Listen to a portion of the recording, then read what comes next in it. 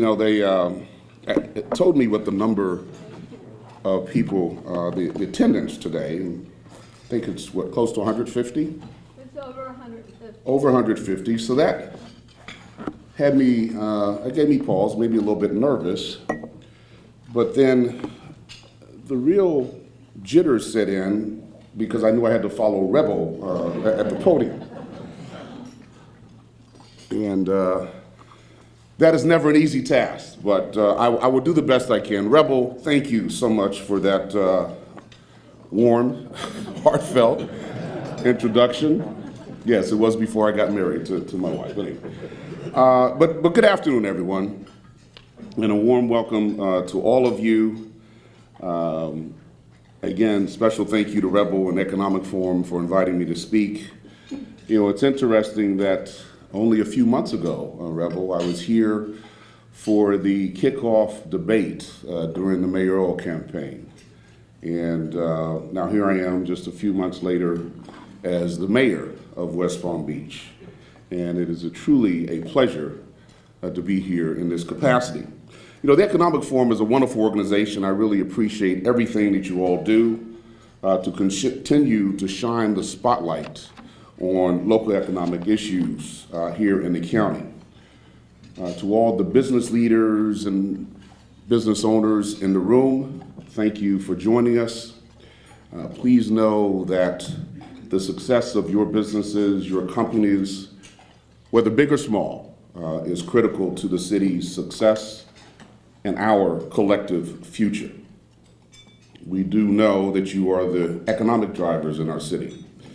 And please know that the city of West Palm Beach is here to support you, provide excellent service to you, and create an environment in which you and your business can thrive. But before I go any further, let me first acknowledge my colleague on the dais, Madam President Christina Lambert. You want to stand up one more time? And Christina, yes, please. President Lambert, thank you so much for coming. I truly appreciate it, and thank you for all the work that you do with me to help move our city forward. So, as many of you know, I was sworn in office back in April, and there is the graphic representation of that wonderful day. So I've been in office now for 141 days, but who's counting? And in all seriousness, on March 12th, 2019, we will ignore that little recount that they had later that week. But anyway, on March 12th, 2019, the voters of West Palm Beach bestowed upon me what I consider the greatest opportunity of my lifetime, and that is to be mayor of what I consider the greatest city in the United States of America. And for that, I will always be honored and humbled. And I gotta tell you, from day one, the experience has been nothing short of awe-inspiring. To be able to serve this great city as mayor, the opportunity of a lifetime, to be able to work to fulfill my vision of a community of opportunity for all, indeed, the honor of a lifetime. Every day, I'm working to set a foundation and a tone for how our city is going to operate, which includes collaboration, cooperation, and connecting with the residents of our city. So today, I'm very excited to share with you a few lessons I've learned over the past 100 plus days, share some of our accomplishments, and to give you some insight into my vision for the future. But first, let me say, I have such appreciation and love for the First Lady, my wife, Lorna. Lorna, stand, please.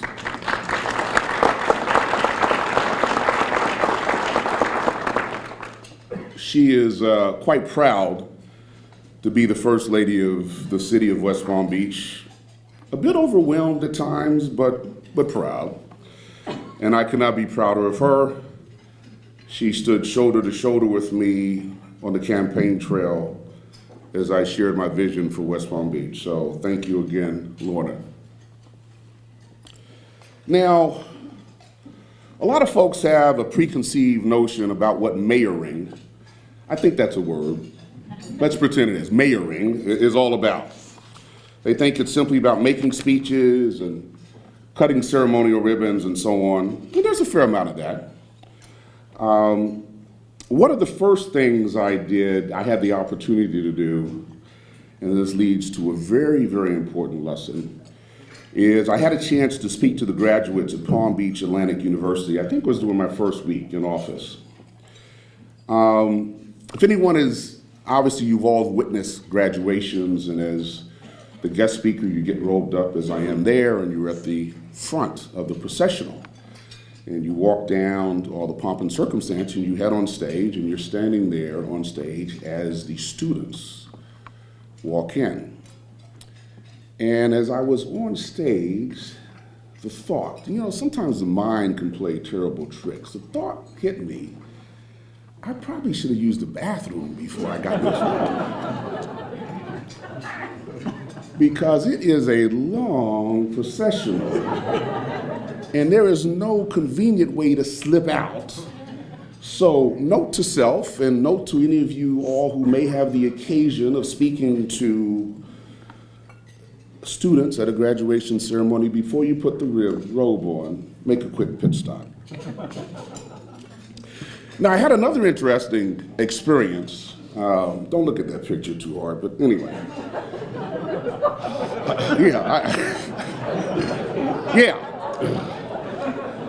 Another interesting experience, and this actually occurred the morning of my swearing in.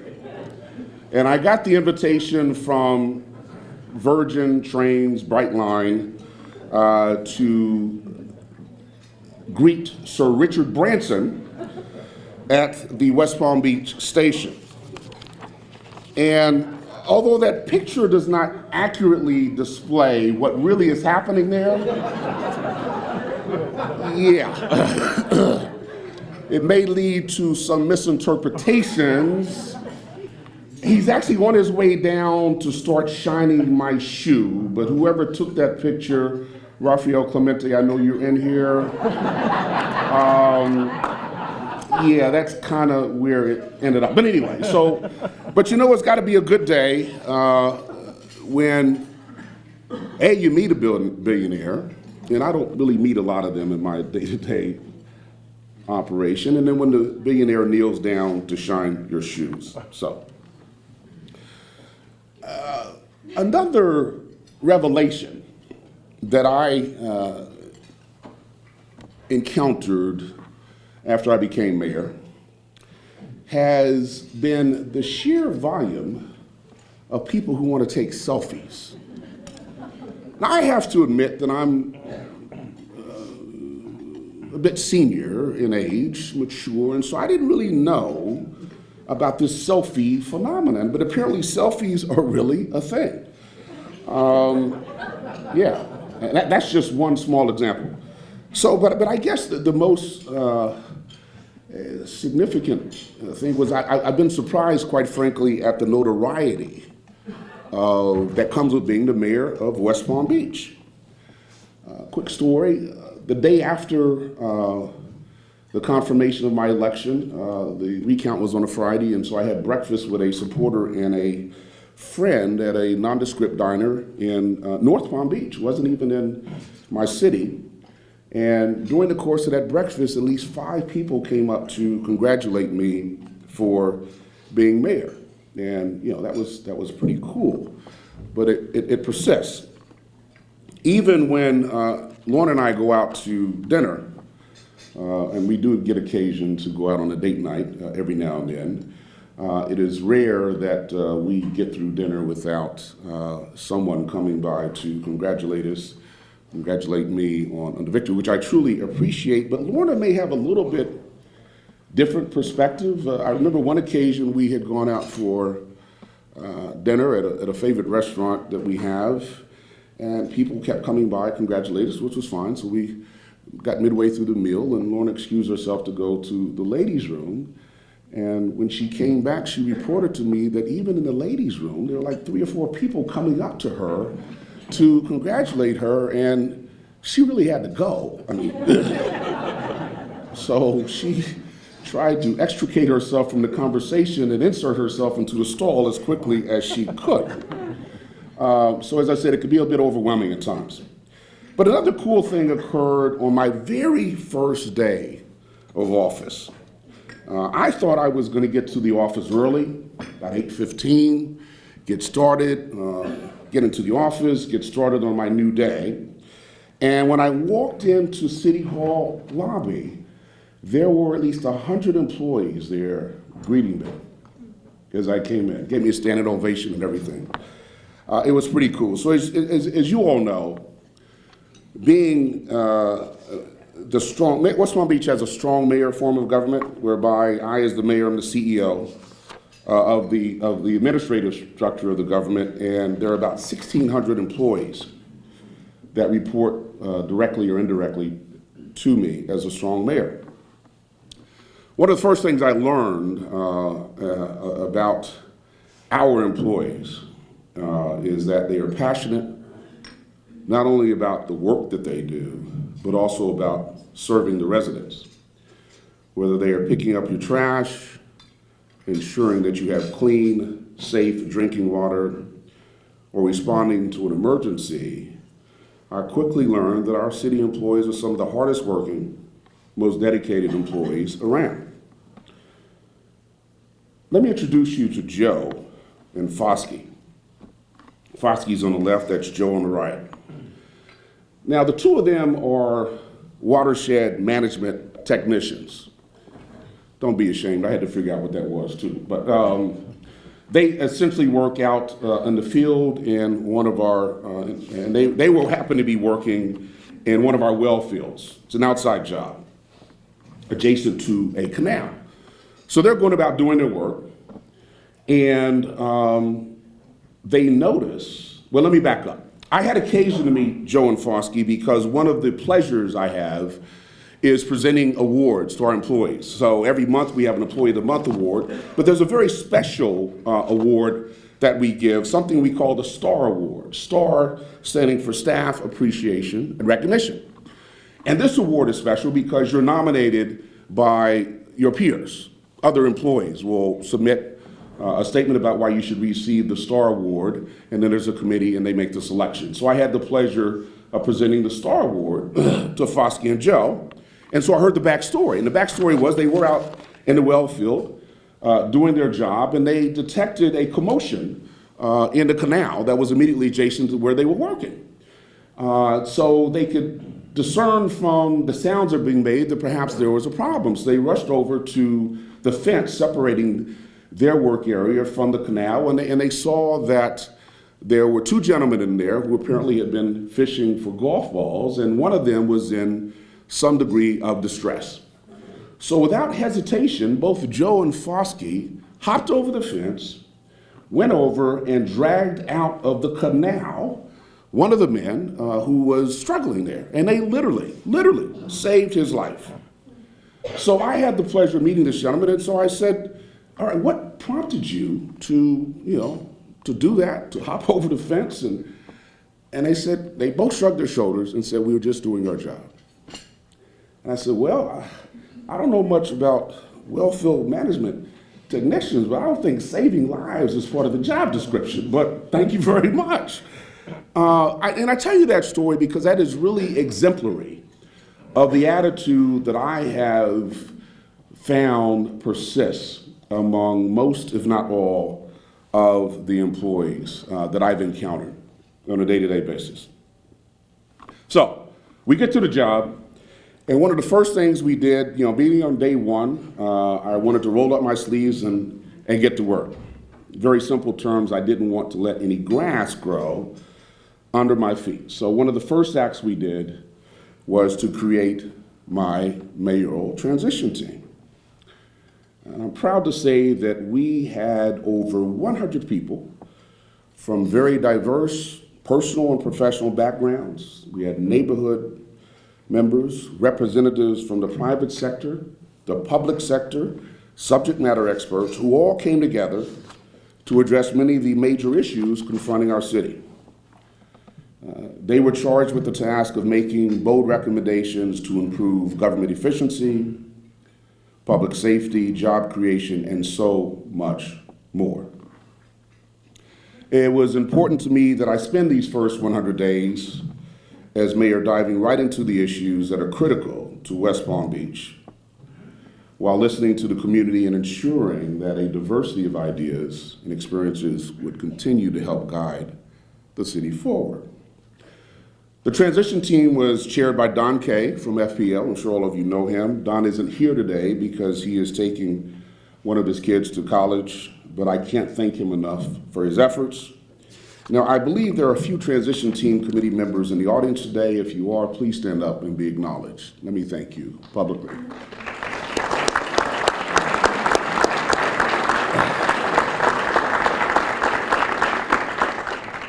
Thank all of you for joining me in working to improve West Palm Beach and for doing great things in our city and its people. Now, I believe that the creation of this transition team was unprecedented in the city's history, certainly in terms of its scope and size. In fact, I had a recent interview with a member of the media, and I reported to that reporter that each individual committee member, on average, volunteered 20+ hours through the process. And that doesn't even include the time that was put in by the chairs and co-chairs of those various committees. So this was truly, I believe, a significant effort, a contribution by citizens from all four corners of our city, and I'm so grateful for the time that they put in.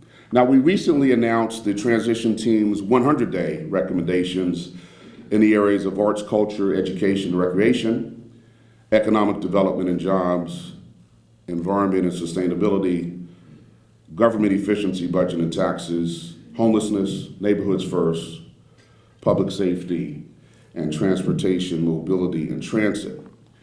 And I do look forward to the transition team coming back to us and presenting their full report, doing a mayor commission work session with our commissioners on September the 3rd.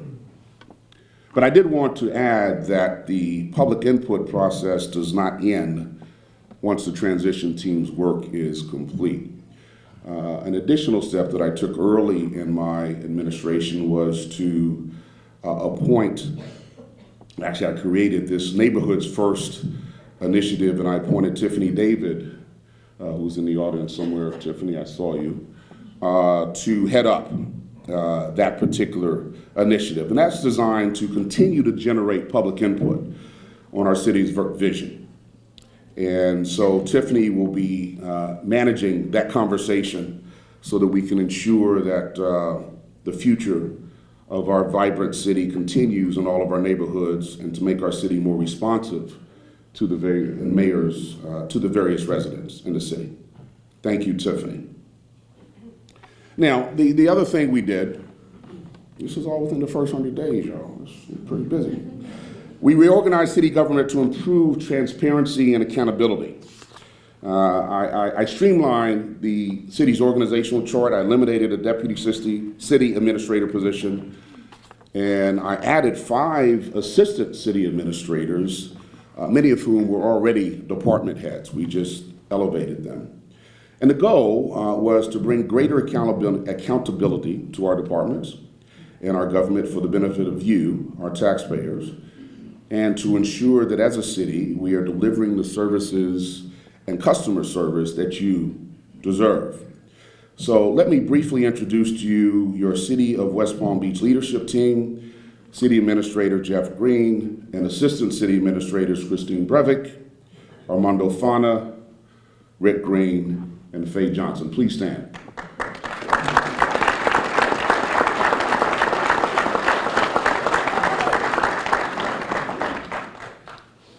Assistant City Administrator Scott Kelly cannot be here, but he does send his regards. Now, I also prioritize improving relationships with our partners at the state, local, and federal level. So shortly after my election, I spoke before the Palm Beach County Commission and I expressed my desire to begin a new era of cooperation and collaboration between the city and the county. We have some common issues that we can work on together, whether it's homelessness, water quality, transportation, or public safety.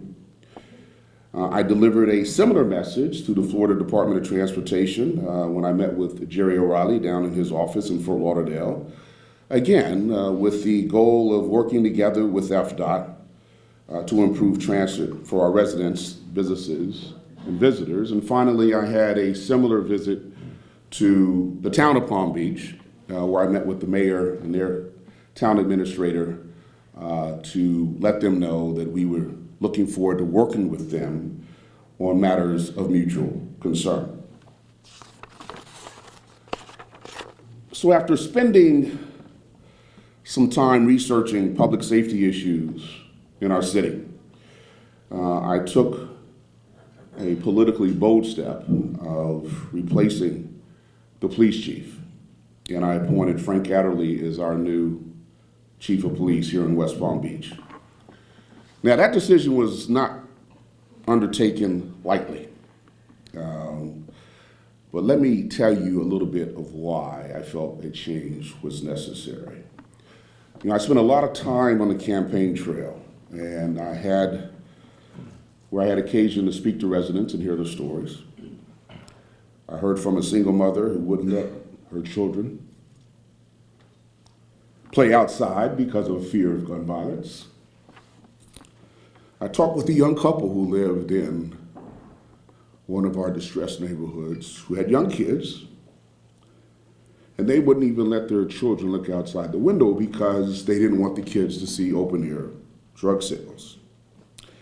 And also followed through on a promise that I made on the campaign trail, and that promise was to be at the site of each and every murder that occurred in our city during my administration.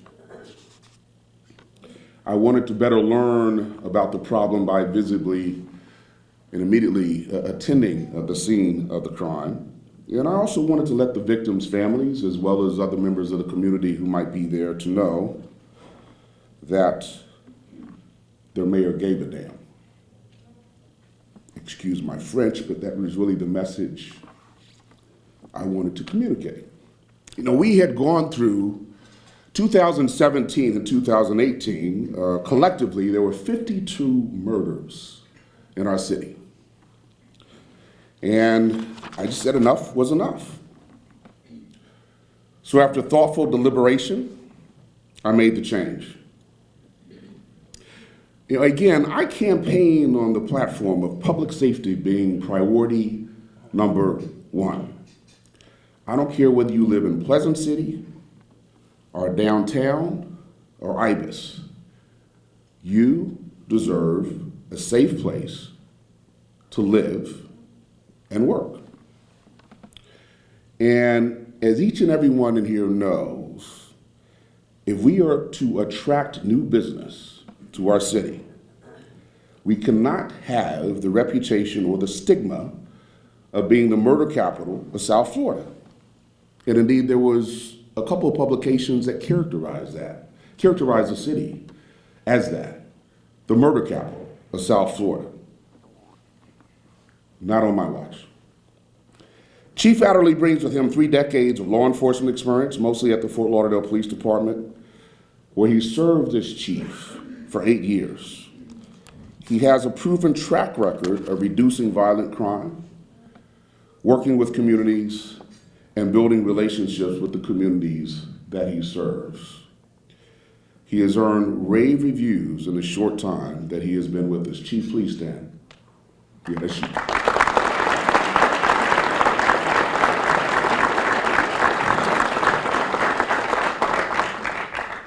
All right, let's turn from public safety to homelessness. Who knew that West Palm Beach would get so much attention for, of all things, the Baby Shark song? Now, if you don't know the Baby Shark song, don't Google it. The sound will never leave your head, I promise you. Anyway, I know many of you may have heard that the city recently made headlines when we adopted a tactic, and it's a tactic, not a strategy, of playing this song on an endless loop, to address homelessness on the patio, a very small space that surrounds the Lake Pavilion, which we rent out. We rent that place out for wedding receptions, corporate dinners, and the like. But listen, that was only one small tactic, which is part of the city's overall strategy to address the issue of homelessness in our city. But when the article came out by our local newspaper, it went viral.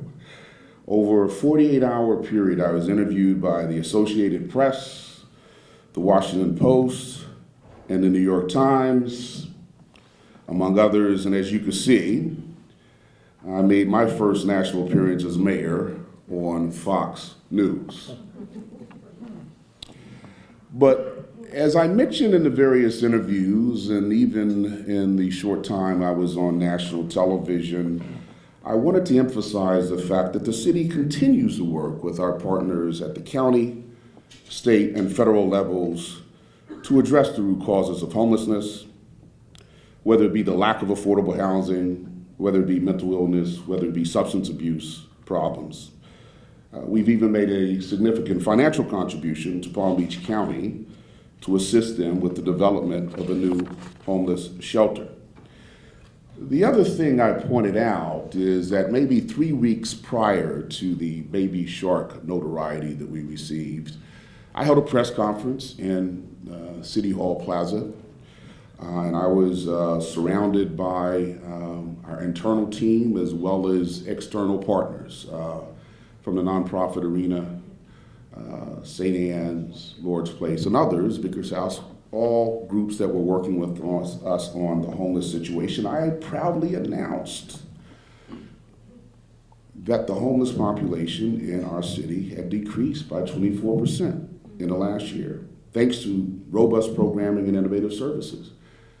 But that did not catch the attention of CNN, New York Times, the Washington Post, or even Fox News. But I'm proud of the progress that we have made. Now, I recognize that there is more work to be done, and we are equal to the task. My goal has been, and I campaigned on this, to work every day to create a community of opportunity for all. What do I mean by that? I want West Palm Beach to be a community whereby anyone can achieve their dreams and realize their full potential. Whether you are a C-suite executive, a small business owner, or someone seeking their first job, you should be able to realize those dreams right here in the city of West Palm Beach. We are finalizing a draft economic development plan, which will include a number of programs and efforts to grow business in our city. But as I close, I want to share with you a couple of things that have been on my mind, and they're straight from the heart. You know, when I campaigned, the issue of race was never really a topic that I addressed on the campaign trail. But after being elected mayor, I was bombarded with questions. What did I think about being the city's first African-American mayor? I had to think about that because I hadn't really campaigned on that. But you know, after thinking about it, I responded, and I related to them how, as a child, a young man, I had heard about African-American mayors. Harold Washington of Chicago, Thomas Bradley in Los Angeles, Maynard Jackson in Atlanta, all of whom were the first African-American mayors in their respective cities. even though I didn't never live in any of those cities, just hearing that there was an African-American mayor at the helm had quite an impact on me. It put a little extra spring in my step. And so when I responded to the question as to how I felt about being West Palm Beach's first African-American mayor, all I can say is that I hope to inspire the next generation. And I hope that there's a little boy, a little girl, who looks like me in this city that is inspired by the fact that they live in a city that is headed by an African American. And I hope it works to improve the lives of all residents and business owners. But the last thing I want to share with you, and this is really, really, really important, and this comes out of response to a question I had in another media interview last week, and the reporter framed the question in a way which I had issues with. I was asked recently by the reporter about my first 100 days in office, and he asked about West Palm Beach being not one, but two cities. It seemed that the reporter was attempting to contrast the downtown area and the affluence of some of our neighborhoods with some other neighborhoods where you could find a relatively high poverty rate. Now, I'm not ignorant to the fact that while, according to our economic study we did in 2018, while we had a 3.9% unemployment rate, which is very low, and I'm proud of that, we still do have in this city a 17% poverty rate. So I'm not proud of that, and I'm not ignorant of that fact. But it bothered me to hear the description of this city that I know and love so well, described as, in effect, a tale of two cities. So let me be perfectly clear. While I know there is more work to be done to inspire those seeking a better life in our city, at the end of the day, in my view as mayor of this city, West Palm Beach is one city of many people, where we value our neighbors, no matter the color of their skin or the size of their bank account, where each of us, whether a C-suite executive or someone cleaning the C-suites, has the opportunity to realize his or her true potential.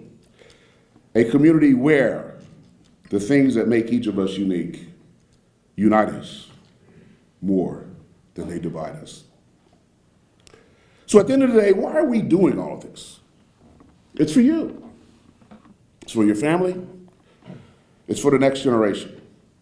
It's for the future of all of West Palm Beach, so that each of us is better off tomorrow than we are today in a community of opportunity for all.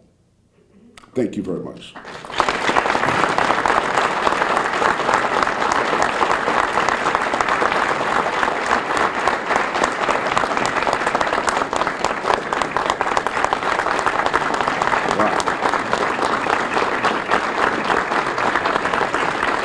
Thank you.